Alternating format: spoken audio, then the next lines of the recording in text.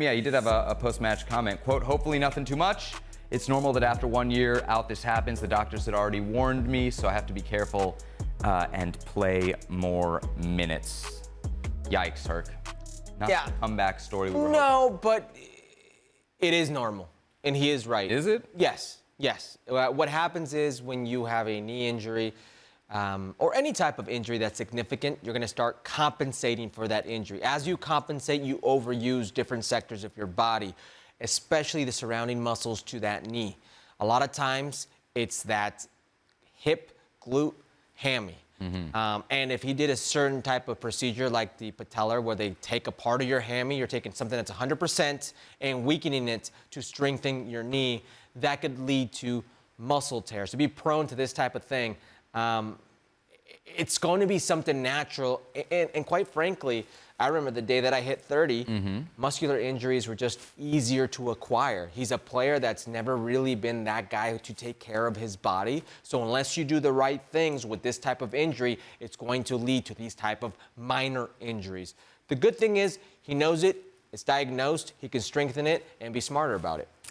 I'm worried for him, just generally with what's left of his career. I think we've talked about it from the Brazil perspective quite a bit on this show, that he's the hopeful answer to solving some of the national team's problems. I just think with an injury like this, you can just kind of not throw that out the window, but it's moving towards the window.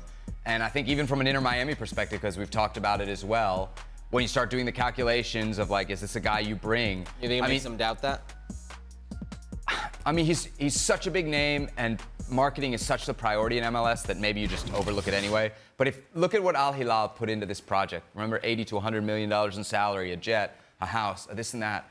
I mean, it's been a disaster for them. He's hardly played. And if you're in Miami, you would want to avoid a disaster, I would think, even if, I guess it's risk-reward. It's a risk. It might be a disaster, but man, if he finds fitness and can play and can do anything like he did before, and you can reunite him with Suarez and Messi, you have an incredible marketing tool. Yeah. And maybe something that looks good on the field as well. I think there are players who have paved the way for Inter Miami to turn a blind eye. Certainly you see what Luis Suarez has been able to do with all the controversy of his departure from Brazil and his saying his knee was done and the pain he had there. And he was scoring, though. Whatever about the pain, the goals were there.